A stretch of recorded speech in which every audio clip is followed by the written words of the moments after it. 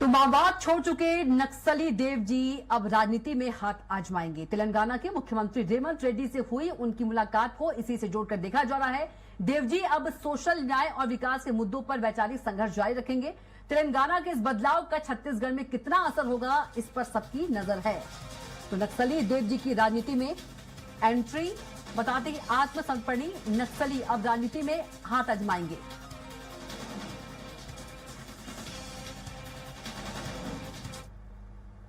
तो माओवाद छोड़ चुके नक्सली देव जी अब राजनीति में हाथ आजमाएंगे।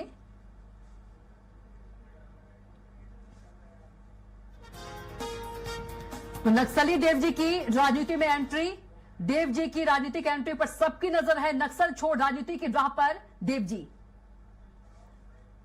और जगदलपुर से संवाददाता अनिल राव हमारे साथ सीधे जुड़ गए हैं। अनिल, कहा जा सकता है कि बुलेट से बैलेट तक माओवाद छोड़ चुके नक्सली देव जी अब राजनीति में हाथ आजमाएंगे।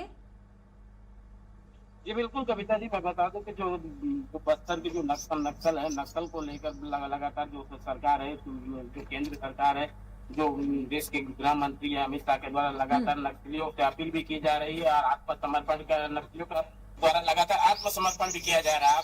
अब देखने को एक बड़ा मामला सामने आ रहा है कि जो नक्सल के जो बड़े लीडर है जो देव जी है, तो बस्तर की कई बड़ी घटनाओं का मास्टरमाइंड रह चुका है और कई बड़ी घटनाओं को अंजाम भी दे चुका है।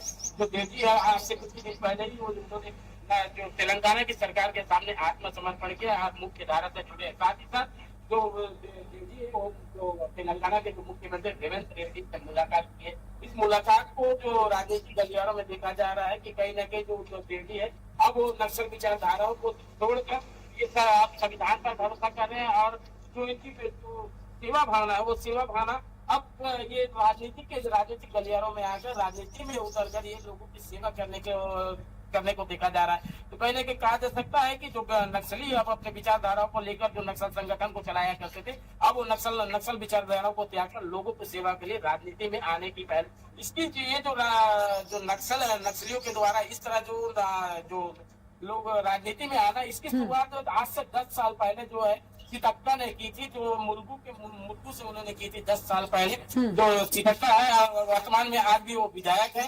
अब ये जो सीतक्का है इससे पहले जो है एक बड़े नक्सल लीडर के नाम से जानी जाती थी और नक्सली की कई बड़ी घटनाओं में रह चुकी थी और उन्होंने भी नक्सल विचारधाराओं को त्याग कर सरकार की जो संविधान है इस पर भरोसा किया और वो मुर्गू से विधायक बनी और लोगों की आप सेवा करिए, क्षेत्र की विकास को लेकर आज अपने मुद्दा रख रहे। तो कहीं ना कहीं कहा जा सकता है जो फूलन देवी है उन्होंने भी जो पहले वो बड़े डाकू के नाम से जाने जाती थी, उन्होंने भी ये जो विचारधारा उसे त्याग कर लोगों की सेवा के लिए राजनीति पे आया और लोगों की सेवा करने लगी। और आज इसके बाद जो ये देव जी है जो बड़ा नक्सल लीडर के नाम से जाने जाते हैं, ये कई बड़ी घटनाओं के मास्टरमाइंड भी रह चुके हैं। वो देव जी आज जो तेलंगाना के जो मुख्यमंत्री है रेवंत रेड्डी से मुलाकात करें, इससे कहीं ना कहीं कहा जा सकता है कि अब नक्सली जो है अब अपनी विचारधाराओं को बदल रहे, जब नक्सल विचारधारा उसे त्याग कर अब लोगों की जो अपनी विचारधाराओं को लोगों की सेवा में लगे। आप देखिए कि देखना होगा कि आने वाले दिनों में जो है जो देव जी है नक्सल जो राजनीति पे आना चाहते हैं, तो इसका असर छत्तीसगढ़ में क्या पड़ता है,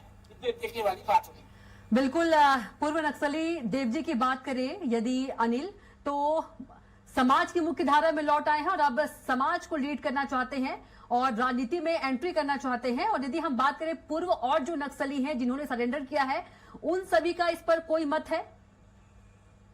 जी बिल्कुल, मैं बता दूं कि जितने भी नक्सली है अब लोगों को एक ही ऑप्शन दिया गया है, तो केंद्र के वचन साफ का है कि बच्चे नक्सली समर्पण करें और सरकार के पुनर्वास नीति का नाम है। बच्चे नक्सली जो समर्पण करते हैं उन सभी के आत्मसमर्पण और पुनर्वास नीति को लेकर सरकार लगातार प्रतिबद्ध है और उनके आत्मसमर्पण को लेकर सरकार के द्वारा अलग अलग जो नीति है वो बनाई जा रही है। साथ ही साथ ये जो नक्सली है जो अपने विचारधाराओं को लेकर जंगलों में करते थे, अपनी जन अदालत लगाया करते, जनता उनकी जो जनता सरकार चलाया करते थे, उन विचारधाराओं को त्याग कर वो संविधान पर भरोसा कर रहे हैं, आत्मसमर्पण कर रहे हैं।